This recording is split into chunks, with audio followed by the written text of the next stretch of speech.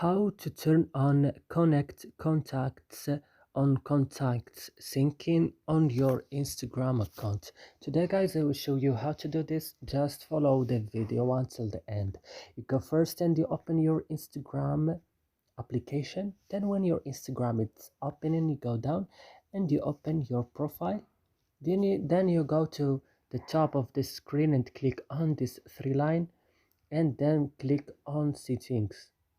Then go to account and then guys go to contact syncing, and then you will turn on this option by clicking here at the right, and that's it. I hope this video is helpful for you. Don't forget to like and subscribe in our channel, and see you next videos.